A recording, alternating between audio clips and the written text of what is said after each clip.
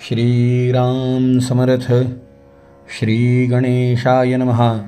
श्री सरस्वत्यै नमः. श्री गुरुभ्यो नमः. श्री सीतारामचंद्राभ्यां नमः. माता पितृचरणकमलेभ्यो नमः. ओम नमो जी गणराजा एकदंता चतुर्भुजा फर्शपाणी अधोक्षजा उभवी ध्वजा यशाची. नमो आदि जननी चराचर जिये पासुनी. ते शारदा हंसवाहिनी ग्रंथारंभी नमियेली. नमो श्री गुरु रामदास जो सर्वी सर्वस्व उदास. तयाची धरोणिया कास ग्रंथ शेवटास जावो हा. श्री गणेशाला, शारदेला, समर्थ सद्गुरूंना वंदन करून क्षणभर नामस्मरण करून अधिक मास महात्म्याचा पहिला अध्याय श्रवण करू. ओम नमो भगवते वासुदेवाय. ओम नमो भगवते वासुदेवाय. ओम नमो भगवते वासुदेवाय. ओम नमो भगवते वासुदेवाय. ओम नमो भगवते वासुदेवाय. गोपाल कृष्ण भगवान की जय. श्रोते हो नमस्कार. एकदा मुनयः सर्वे नैमिषारण्यमागताः परब्रह्मरताये च हरिद्वारनिवासिनः. श्रोते हो, एकदा नैमिष अरण्यामध्ये, नैमिष अरण्य एक तीर्थक्षेत्र, ज्या क्षेत्रावरती कलिमल नाश होण्याकरता भगवान विष्णू परमात्म्यांचं दिव्य सुदर्शन चक्र स्थिर झालं, जिथे चक्रतीर्थाची निर्मिती झाली की ज्या क्षेत्रामध्ये भगवंताच्या नामसंकीर्तनाने कलिमल नाहीसा होईल, कलियुगाचा दोष जिथे लागणार नाही ते स्थान, त्या स्थानावरती अनेक ऋषी एकत्र आले. कोण कोण होतं बरं? तर गालव आणि शुकेंद्र नामे सांगता अपार. अनेक ऋषी आले. गालव ऋषी होते, स्वतः शुकाचार्य होते. सगळ्यांनी मिळून महर्षी व्यासांचे परमशिष्य सूत महाराज यांना प्रश्न विचारला. महाराज, कलियुगी अन्नगत प्राण, या कलियुगामध्ये प्राण हा अन्नमय असणारे. अगदी सकाळी उठल्याबरोबर मनुष्याला जर काही खायला मिळालं नाही तर याच्याकडून कोणतंही कार्य शक्य नाही. अशा अवस्थेमध्ये याचं कल्याण केव्हा होणार? मिळालेला नरदेह याचं सार्थक कसं होणार? प्राण अन्नगत आहे.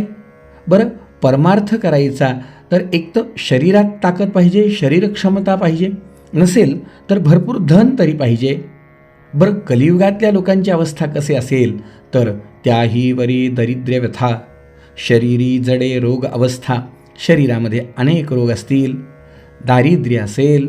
बरं, नित्य नामस्मरण करिता अवकाश कदा नसे पै. याचं नामस्मरणामध्ये चित्त लागणार नाही. बरं, असं वाटलं की तीर्थयात्रेला जाऊन स्वतःचं कल्याण करून घ्यावं, तर जरी की जे तीर्थाटन व्याधिग्रस्त शरीर क्षीण, संसार धंदा करिता जाणं अवकाश कदा नसे पै. ना तीर्थयात्रेला जाणं शक्य होणार, स्वतःच्या घरी दानधर्म करायचा तर द्रव्याची चणचण भासणार, आणि भगवंताचं नामस्मरण करायचं तर त्याच्यामध्ये चित्त लागणार नाही. बरं, अल्पायुषी मनुष्य. अशा सगळ्या गोष्टी असताना आम्ही असं ऐकलं आहे की जर मनुष्यदेह प्राप्त होऊन ह्याच्याकडनं धर्मकार्य झालं नाही तर याची अवस्था अशी होणार. आला आला प्राणी जन्मासी आला, झाला झाला बहु थोर झाला, केला केला सर्वही व्याप केला, शेवटी गेला गेला बापुडा व्यर्थ गेला. महाराज, अशी अवस्था होऊ नये. अनंत पापाची या राशी, दरिद्रे घडती प्राणियासी. अशा सगळ्या मनुष्यांच्या या अवस्थेत याचं कल्याण कसं व्हावं? काही साधा सोपा आणि स्वल्प असा उपाय नाही का, जेणेकरून अशा परिस्थितीत सुद्धा याचा उद्धार होईल. सुतांची स्वारी शौनकादिक मुनींना म्हणाली, मुनींनो, आहे ना, का नाही?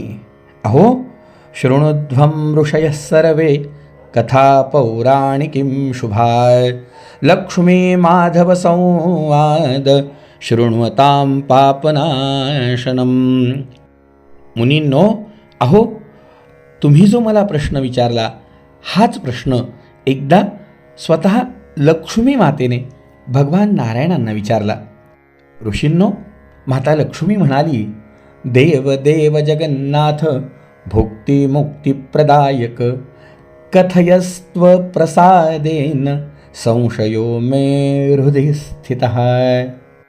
देवा, या कलियुगामध्ये कवनदान कवनतप हे कृपा करुणी अल्प मज निवेदावे स्वल्पास्वल्प तरणोपाय जगाते. अगदी साधा सोपा उपाय जो कलियुगातल्या मनुष्यांना तरणोपाय ठरेल, तारणहार ठरेल, तो उपाय मला सांगा. ऋषींनो, भगवान म्हणाले, ऐके हो क्षीराब्धितनये दुर्लभतो नरदेहे येथे सहजा सहज घडती अपाय सायासनस्ता अनायासे. भगवान म्हणाले, लक्ष्मी, अगं, मनुष्याच्या कल्याणाकरता शास्त्रांची निर्मिती झाली. शास्त्रांमध्ये मनुष्य देह सार्थक व्हावा, मनुष्याने जीवनाचं कल्याण करून घ्यावं, याकरिता स्नान, संध्या, देवतार्चन, कुलधर्म, कुलाचार, वर्णाश्रमांचं पालन, पर्वकाळावरती दानधर्म, तीर्थयात्रा आदी अनेक उपाय सांगितले. पण काय होतंय की मनुष्य हा विषयाधीन झाल्यामुळे याला योग्य वेळेला योग्य त्या गोष्टी न करता आल्यामुळे अनेक वेळा ह्याच्याकडनं अगदी शास्त्राचं उल्लंघन होतं. हे उल्लंघन कसं होतं तर शरीरी भरता व्याधी, शरीरी व्याधी झाली की स्नान, देवदेवतार्चन, पर्वकाळी कुलधर्म, कुलाचार आपोआप लोप पावायला लागतात. अहो मंडळी, शरीरी व्याधी भरल्यावर सोडा, सद्यस्थिती अशी आहे की कुलधर्म कुलाचार करायचा असेल, घरामध्ये आईवडिलांचं श्राद्धादी कर्म करायचं असेल, तर जर घरी 2-3 भाऊ असतील तर एक जण एक गोष्ट वाटून घेतात. एकाने एखादी गोष्ट केली तर दुसरा म्हणतो की दुसरी तू केली पाहिजे, मी का करू?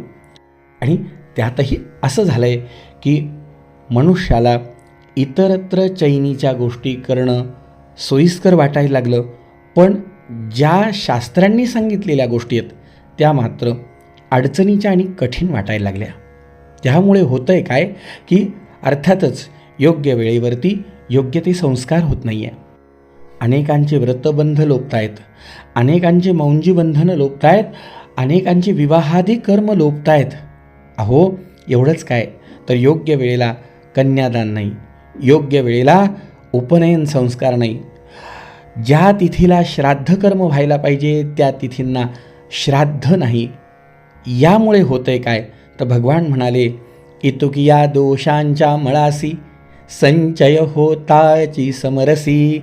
या सगळ्या दोषांच्या एकत्रीकरणाने काय होतं आहे तर या दोषांमुळे दर महिन्यातल्या काही तिथी घडत आहेत, काही नक्षत्रांच्या योगकरणांच्या वेळा कमी जास्त होत आहेत आणि हे एकत्र होऊन 3 वर्षांनी 1 महिना तयार होतो आहे.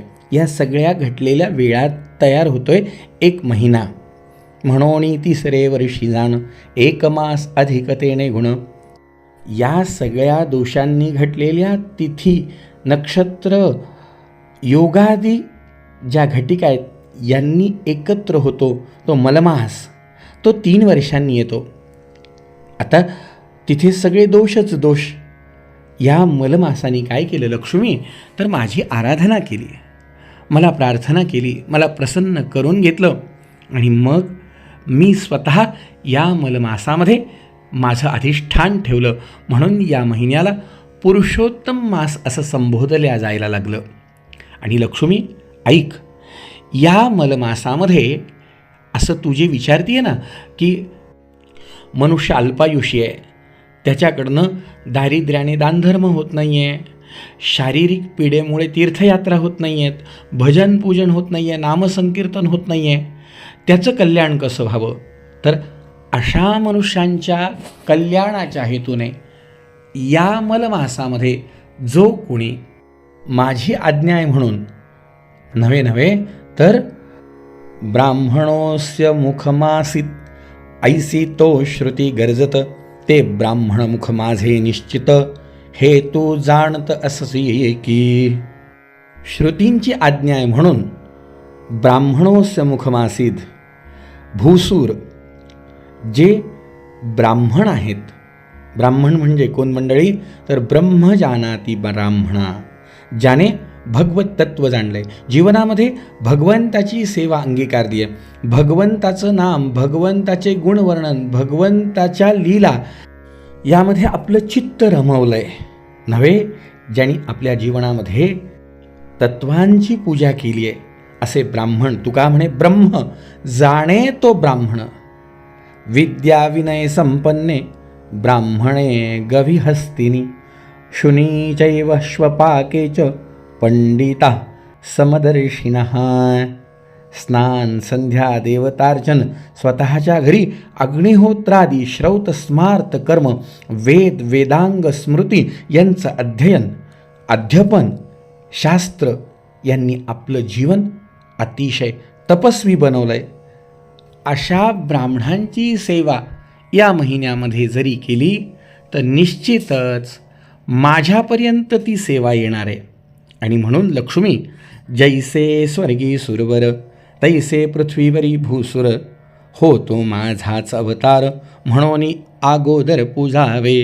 म्हणून या ब्राह्मणांना माझं स्वरूप समजून प्रातःकाळी उठोनिया, नित्यनेमादी क्रिया सारोनिया, स्नानविधी बरविया, मूर्तीपूजा देवतार्चनी, आपली नित्य उपासना करून घरामध्ये देवादिकांचं पूजन करून हा संपूर्ण महिना जो अधिक महिना म्हणून येत असेल त्या महिन्यामध्ये माझं स्वरूप समजून त्या अलौकिक तपस्वी ब्राह्मणाची सेवा करावी.